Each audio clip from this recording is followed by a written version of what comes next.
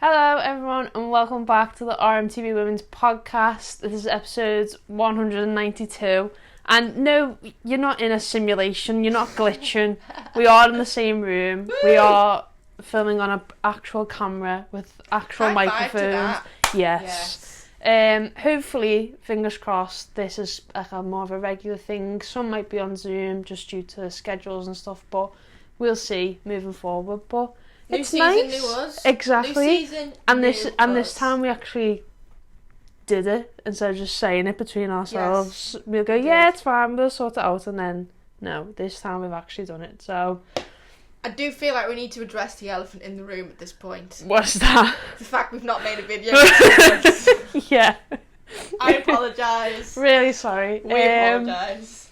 Whew. I don't even know. It doesn't even feel like 2 months. No. Though that's the problem. Like, But for to us, be fair, we've both been away. both been working lots.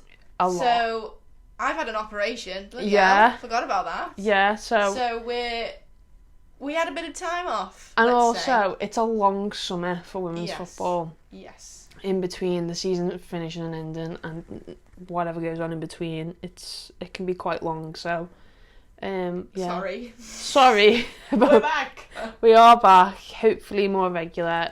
Again. Especially when the season starts. it'll be Yeah, very I mean, for sure. pre-season's like officially begun now. Obviously we're right in the middle of a World Cup, so there is stuff that we can talk about and whatever. So, let's just dive right in. So I've got an opening question Okay. because I haven't read it. So this is a raw review. Yeah. Raw answer. Yes. so I seen when the Liverpool women posted about when they've all went back into pre-season. So the question for them was, if you could only eat one meal for the rest of your life, what would it be? And obviously, every single footballer said pasta. Interesting. Carbs. Carbs, I guess. Carb loading. A few of them said roast dinners, which See, that wouldn't be one for me. See, I was gonna say roast dinner. Oh, really? Was that going to be your answer? But Oh. specifically, my mum's roast dinner, because that is the most sublime piece of culinary magic I've ever had. I'm just not a roast dinner girly. But that's okay, because I'll eat it Yeah. all. We had this conversation in work yesterday, and I was like, I reckon I have about 4 roasts a year. Is one of them Christmas? Christmas, Yeah, nice. Easter, and then every Yeah. blue moon we'll be like, we're having a roast today. And I'm like, right, okay. Yeah. Well, it's not everyone's taste. It is mine. But what Yeah. would yours be then? See, I really struggled because I go through phases with food where I'm like, I'll only eat that meal, Yeah. and then I won't eat it ever again. Are you a pasta girl? I do like a bit of pasta. Carbonara, No, pizza, I'm not a carbonara girly. bolognese. I reckon it would be a pizza, Yeah. Or what about like Mexican food? I love Mexican food. Yeah, but That's I close. don't think you could eat that every day. I think your insides would be destroyed. Especially if it was spicy. Imagine just like I want to live in that person's house. mince every day, like tacos. You'd have to like make like chicken tacos. I'd have fajitas every day. Fajitas That's is a something good shout, I would to be have fair. every day because I feel like you can switch it up. You can. Beef fajitas, chicken fajitas, mixed halloumi fajitas. That's You could do All I'm multiple saying. things, and that's the same with the pizza. If you make your own pizza, you can put whatever you want on it. Yeah, this is So true. there's no T's and C's with that question because you can put whatever you want on it. It's just the same kind of food. Yeah.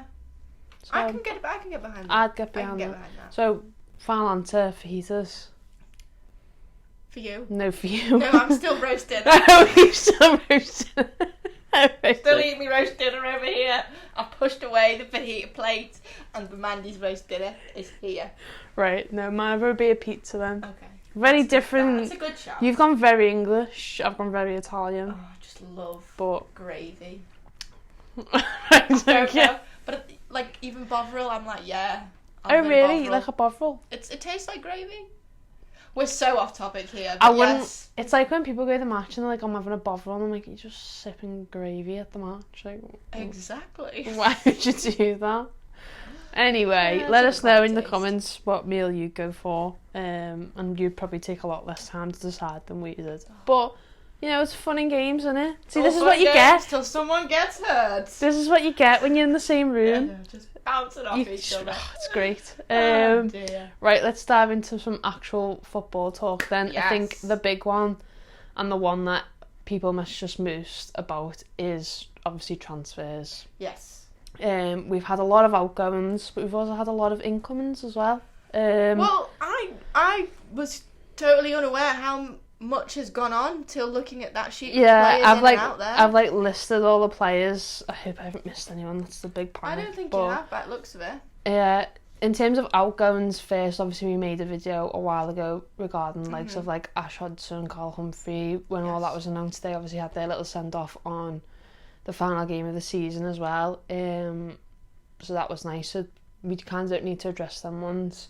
Riley Foster's kind of the same. She was in that group. We made like a nice little video about that. Obviously it was announced that Natasha Dowie was going back to her parent club following her loan. Yes. So she won't be with us next season. The latest one is obviously Eartha Cummins has left the club. I think that was announced. Was that only today? I've not seen this. I'm not gonna lie. This is raw. I saw her name and I was like, oh. Yeah. I feel like it was to. Well, it makes sense with the introduction of Tegan Micah, who's come in. That does make sense. But then it kind of only leaves you with Laws and Micah. Is Kirby out on loan? She's on loan. Yes. So it still only leaves you with two keepers. So maybe there's a potential third keeper coming in there. You don't know, or whether they're going to kind of move up from the ranks, kind of, and try and introduce a younger player into the team. Maybe that's the plan. We don't know. Eartha Cummings had a very strange Liverpool career. She did. Every time she come on, she was great. Yeah, she played really well. Really good, no complaints. But then she randomly had a loan to Everton that was never really announced. Then... No, so that was announced, sorry. But then, all of a sudden, she appeared back in a Liverpool kit at the Everton Merseyside derby. Do you not remember? Yeah, she was on all really strange. On our team sheet and was like warming up with us, but she wasn't. She was still on loan to Everton at that time. It was so bizarre. Like, I remember us sitting there at that game being like, have we completely missed something? And then we asked Will, and Will was like, I don't know. No, he really didn't have an strange, answer for us. Really strange, but she didn't play too many times. No, did she? I think as well, like, women's football, like football in general, can be a short career as well, and I think women's football can be an even shorter career sometimes. So you kind of just got to go where is best for you. So obviously wants more game time, and with the introduction, as we said, of Tegan Micah, it doesn't look like she's gonna be the number one choice. No. So I still don't know who's going to be the number one choice between Lawsy and Micah. Do you know what I mean? Like, I don't know what... I've got an inkling, but then I don't know because Lawsy was so integral last year and the year before and whatever. So I don't know. But she's obviously made the decision, or the club have made the decision, that she's not going to be having a lot of game time, and she's obviously wanting that elsewhere. Yeah. So, yeah. Which is fair enough. We can understand that one. Yeah. So moving on to incomings then. Ooh. We've obviously had a few. I'll list them all first. We've got goalkeeper Tegan Micah. We've got defenders Grace Fisk and Jenna Clark. Then we've got midfielder Marie Hobinger. I think that's how you say it. And then two forwards in Mia Enderby and Natasha Flint. Off the bat, who are you most excited about? I think Grace Fisk. Oh, you're still right. is like... I'm like really happy about that signing. Yes. She's young. She's got WSL experience. She's just sought gonna after. Exactly. Like, a lot of teams are interested in her, and so that's always a good sign. Yes. And obviously, I think the whole pull of Liverpool for her was Matt Beard. Obviously, haven't worked under him previously, so that kind of helps when you've got a manager who is very well known and very well respected within the league. And that then, she knows. That she knows. That's always a big pull for players, isn't it? Exactly. With a manager that they know and have experience in their like coaching style and the way that they want the team to play football. So yeah, she's great. Imagine her with Gemma Bonner at the back. Oh, Ooh. Sweet. Yeah, that's a nice little like back four if you think. Well, it depends what kind of system he plays. So obviously, he really enjoys having like the wing backs as well. So are you gonna have a three with like Fahey, Gemma Bonner, Grace Fisk with Kavisto and Hines on the like overlapping? So you're gonna go for a four. You just don't know. Is Fahey gonna move back into midfield again like she's done a couple of times? Who knows? Who else looking at that list? I'm excited for them all because it's kind of nice to see these. You've seen a couple of them play, but you haven't really seen them play properly, if that makes sense. Well, within a Liverpool setup as well, yeah. So it's kind of like interesting. It's exciting whenever a new signing comes in to be like, what is their style? How will they affect this team? I think Natasha Flint's obviously very well known within the league as well, so she's going to be one. She's going to take off as well. Exactly, and we were screaming out for another striker. I mean, we've got two here, but we were screaming out for someone who is an out-and-out striker, which she is. And Enderby as well seems to be very highly thought of from the Sheffield camp, obviously where she's come from and come up through. I think it's Leeds Academy she's come up through, if I remember correctly. And we're forgetting as well, like, Leanne Kiernan is coming back. Yeah. And hopefully having an injury-free season. And that, I think that's going to feel like a new signing in itself because she missed, she played the Chelsea game, got injured in the Chelsea game. Yeah, she missed the whole season, didn't she? She made it back, I can't remember what game it was, but she made it back for half a game she appeared, then half a game again. So she kind of had like, she appeared at the start, appeared at the end, and that was it. So you literally like, that's like a new sign in itself sometimes when a player comes back from a long-term injury like that. So for sure, and she'll obviously missing out on the World Cup with Ireland this year as well. She'll really want to push on and make sure she's not left out of her international squad again, I'm sure. Yeah, 100%. But there's in all transparency, there's a few players on there that I'm looking forward to seeing, having not seen much of them before. Yeah. I think I've not heard too much about Hovinger, is that how you pronounce it? I think so, yeah. Hovinger, and she looks like from the training pictures and the video, she looks to have settled in quite quickly, and it's nice to see these new faces. It's always weird at first because you kind of look at the list of players that have gone and you're like, oh my god, they're not you're just there. so used to seeing them in the pictures or like at training or at, like around the stadium and stuff, and then it's like you're not going to see those people anymore. It's like a comfort blanket, isn't it, of like knowing who's going to be there like every week and then all these new faces coming in, but everyone seems to have settled in like really well, which is nice. Obviously Tegan Mike is away at the World Cup at the minute, so she's going to take a little bit longer to get integrated. Have an Aussie. I don't know why, I just really like I know, it's really nice, isn't it? The Australian accent, is really lovely. It's really nice, and hopefully, fingers crossed they go a little bit further, obviously, into the quarterfinals at the minute, so that's a good tournament for them. So yeah, that'll be it'll be interesting to see them all, kind of see how they fit into this team, but it's hard to like talk about them not having knowing what is going to go on and kind of like what link-ups are going to happen, who's going to connect well with who, and all that kind of thing. And like training pre-season only started like a week ago or something, a week, so we've not seen any pre-season games or anything yet. But am I right by saying that Liverpool have taken part in a pre-season competition? Yeah, so we've got that with competition. Some pretty big teams. Yeah, so I can't remember exactly who it was. Was it PSG, one of them? PSG was one of them. I think they're all like European clubs, aren't they? But that's going to be our first sort of look to see, because usually by now, I'm a bit confused, usually by now Liverpool announce what their pre-season schedule is going to be. I think I'm right in saying that we've got Birmingham away on the 20th of August. So that's 2 weeks away. And then we're taking part in the Amos Women's French Cup. Oh. Okay. So we play Atletico Madrid, PSG and AC Milan. Blooming heck. Atletico Madrid will be a good one. Yeah. Well, PSG will be a good one as well. I'm hoping it's televised. Yeah, it's got to be. Yeah. It's got to be. So it's some point this month. But that's our opportunity to see these players, and I know obviously it's really hard to read into like pre-season what's gonna happen in terms of going forward into the season, but at least you can see like possible formations, who seems to be gelling well with who. I think it's what interesting kind of- to see where people position themselves as well. Yeah. So it's like we're saying about like, oh, will there be a back four, a back five? Who's going to slot into midfield? Who isn't? It's like what's going to be the partnership up front? Because obviously Stengel's not back just yet. Which She'll be back 1 week before. I think so. And obviously she then has to have a bit of. She has a bit of a break because she can't go from one really heavy season with us to playing in America to then coming back, having a week off, and then going I'm ready to go again. She's absolutely balling it out in America. I know, scoring goals like for fun, living her best life, like Stengel all the way. She might be coming back sooner because of the US team, though. Oh. Well, we'll get on to that. Wow.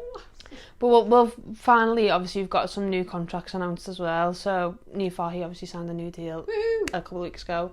But the latest ones are Yana Daniels and Jasmine Matthews. They come as a pair at this point. They literally come as a pair. So yeah, both of them. Well, Yana was announced yesterday. Jasmine Matthews was today. So tying them down, making sure. Gotta keep squad thick. Exactly. Gotta keep them. So I'm glad they're like the last kind of set, if you will, of OGs. core players, like OGs of this team. So I think it's important with so many new faces coming in to kind of have as many of like have that identity still. Yeah, and like people who have been in and around the club for a long time to kind of be like, this is how like we run, this is how things work, like, and kind of get them integrated into that style. So I also very much enjoyed the fact that their pictures were at the Kirby training ground. Yeah, very so they've been there at the minute, haven't they? With obviously the men's team away, being away and stuff. I'm not sure in terms of dates of when the Melwood transition is kind of happening. I mean, they need to do a bit of grass cutting first. Yeah. We live a bit far from there, and it doesn't look the best. Pretty Jurassic Parky. Yeah, so they need to kind of get that sorted as soon as possible, really, because you don't want your season to begin and you kind of still up in the air about where you're going to be training, if that makes sense. Yeah. Obviously we've the first opening game's not till the 1st of October. Like, it feels like so far away. But I'm sure it'll come around so quickly. But yeah, we'll let you know if there's any updates on that. Hopefully it won't be too long. But World Cup then. World Cup. Some big talking points in the last couple of days.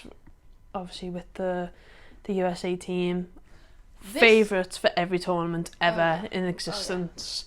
Getting knocked out in the most maddest way scenario ever. Like weird. it's crazy, but I suppose that's what you want from a tournament, isn't it? You want moments like this. You don't want the same thing happening and the same teams getting through each time. Like, mix it up a bit, make it exciting for people, make it more thrilling for people to go, I'm going to watch that game and see how that kind of pans out. Well, look at some of the teams that have made it further than they ever have before. Like Nigeria, Colombia, Jamaica. Have all never made it to the knockout stages before. Do you know what I mean? And there's all these like amazing stories of all the different teams that keep progressing. And then Sweden, obviously. Could you like believe how many penalty kicks it went on to? Honestly, and then it just that one split second is the difference between going and losing. Losing and staying. Sorry. Yeah. So it's cutthroat. It really is. But this World Cup has been really. I don't know if it's been eye opening to me to see how many people are getting behind it than the last World Cup. Which, by the way, we had a whole set for that. That was crazy. I know, like mad. That's what you get when you're a student, like, and you've just got so much free time.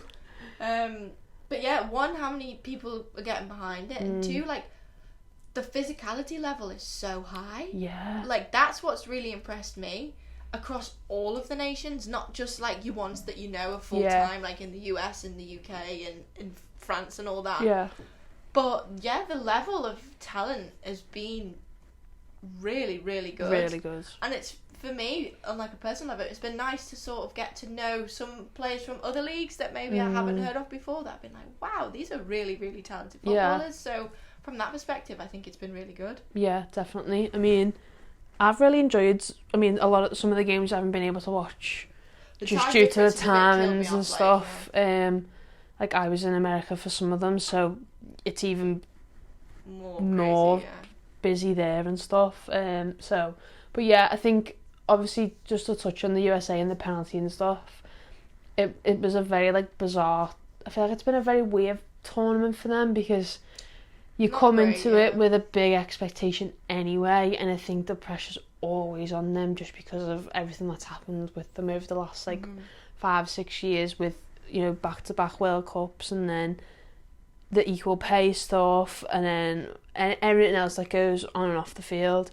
You've then obviously got players like Rapinoe, Kelly O'Hara, like some other people coming in that have announced it's their last tournament or could potentially be their last tournament, so it's like the pressure's on them to perform.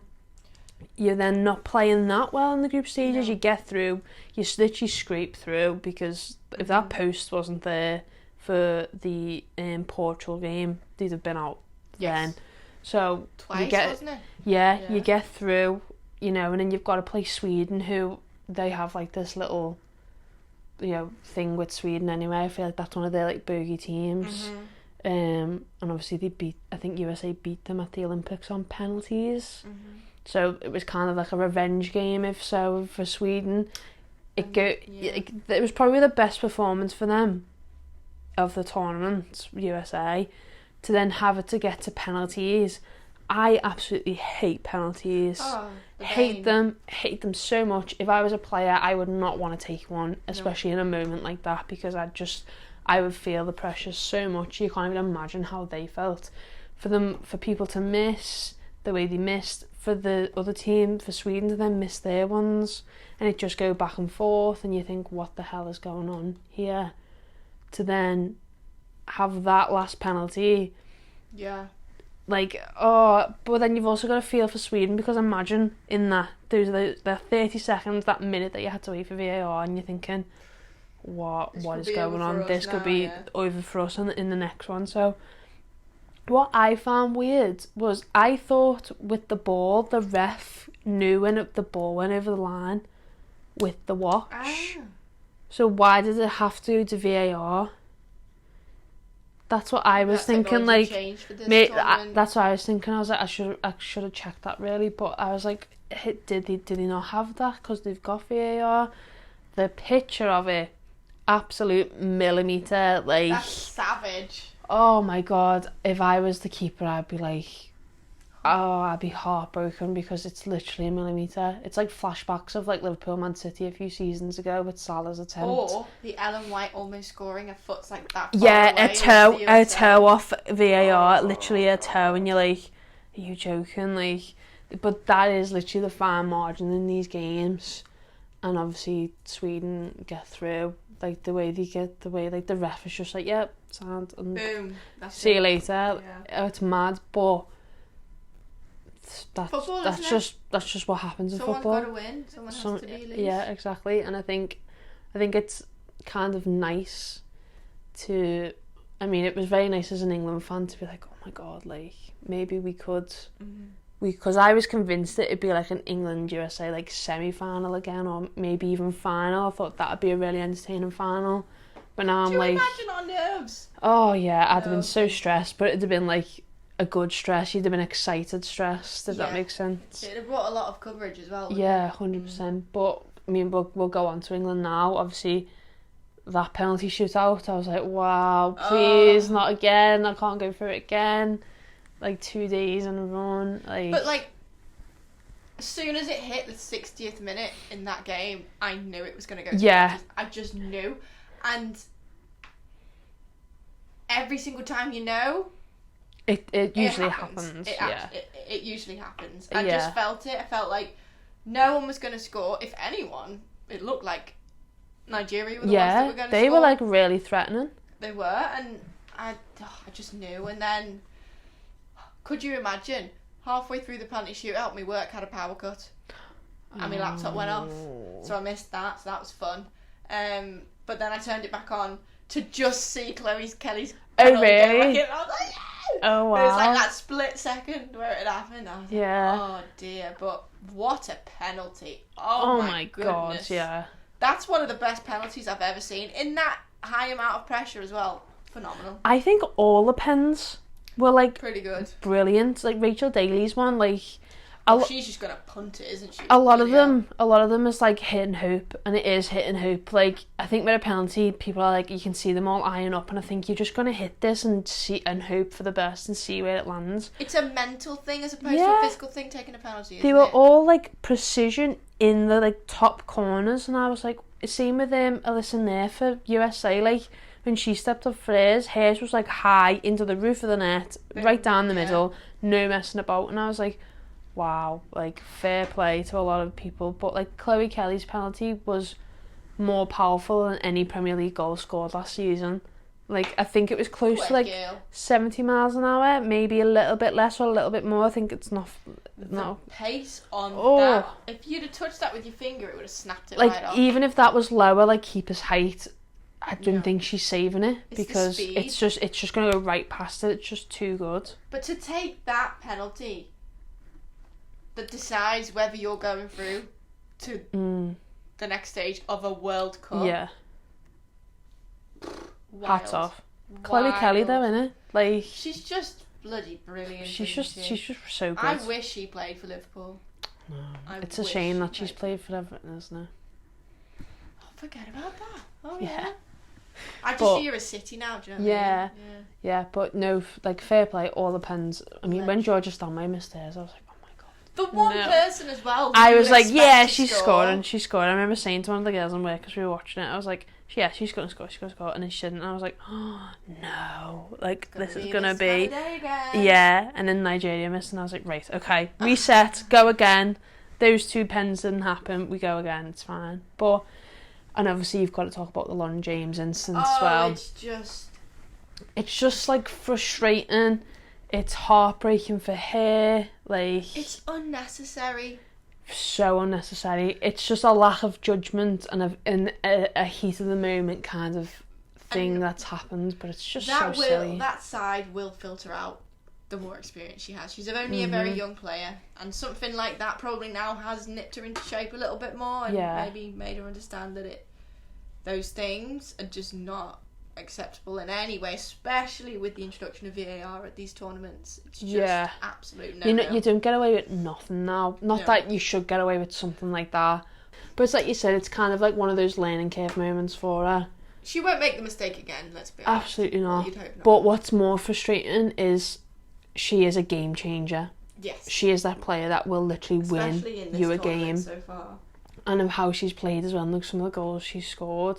Pretty sure she was our top scorer, I want to say, for the tournament. She will be, so yeah, she will be. To lose her at such a key time, she could have won you. She would have won a World Cup. She could have won you a World Cup. Yeah. And now it's like, I mean, we've got more than enough capable players at doing that. But well, that's the thing, isn't it? You do have a team where you have players that can come in and be that game sort of changer person. It's a massive shame, and as I said, I don't think she's going to be making that mistake again anytime soon. Yeah. Especially in front of the whole world. Yeah. But I think the squad that England have are more, like, well capable of doing 100%. Of doing any role that they're asked for. They've got talent coming out of our ears. Ella Toone, one of them, who's hardly had a really sniff this maybe the first game I think she played. Yeah. But there's other players that can come in and do that job, and we've got Colombia next. Colombia next. Which no easy game from this moment on. Definitely quarterfinals now. Well, I think, like, looking at the quarterfinal games, you've got Spain, Netherlands, which is such a good game that'll be, and Australia, France, Japan, Sweden. Obviously, Fuka in action there. Yeah, in action there. So fingers crossed for her. And then England versus Colombia. So it's like, I'm not surprised. I'm not surprised at England. I'm not surprised at Netherlands. I'm not surprised at Spain. No. Obviously, Japan have had such a good tournament, such a good team. So probably not, maybe not a surprise there.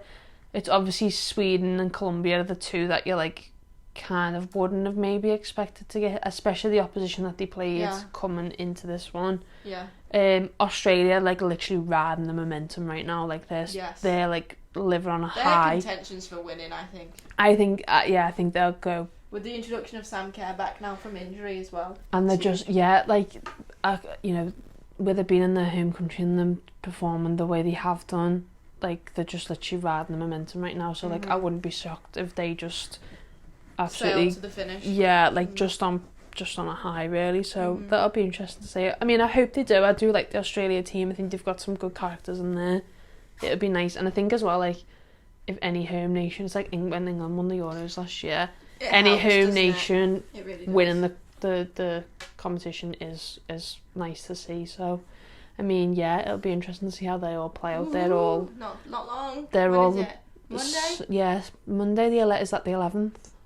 No, the 11th is Friday. I think some play on Friday and some play Saturday because there was a thing about England's game. Saturday morning. England's game's 11:30 and the Premier League kicks off at 12:30. So there's a clash of fixtures. So they were looking at getting it changed, but obviously they can't. No. So yeah, just have to watch both. Thick and fast, isn't it? Just have to watch both. But yeah, that's it really. Yeah. Oh, also tickets are available to buy for the opening game against Arsenal. So if you want them, it's all on Liverpool's website and stuff. Go and get them. And then season tickets, you can buy them now as well. So if you're interested, it's only £35 for a season ticket. If you want to get involved, so we'll be there. We'll be there. Yeah. So yeah, that's it really. Wow. There we go. It's been nice to be back in the same room. Bit more normal, this, isn't it? Yeah, it looks nice. It's aesthetically pleasing, I think. It is. I feel in a zen in here. Yeah, I mean, hopefully as time goes on, this will probably change a little bit in terms of setup because we'll spruce it up a little bit. You should see what's out the side. It's just. I don't think we should show them. No, it's a bit messy. It's what it is. But it's fine. We're here. We're in the same room. We are back again. So guess who's back? Yep. Back again. So yeah. On that note, we should probably end it. Yeah. Thank you very much for watching. Thank you for subscribing, sticking with us. Yes. We've had a few messages as well to be like, where are you? What are you doing? Still here. We're still going. We're just a little bit of time out, but we're back. But yeah, thank you very much for watching. Remember to like the video, comment, subscribe to the channel, turn notifications on if you want to. And yeah, we'll see you all next time with a new podcast. Bye. Bye.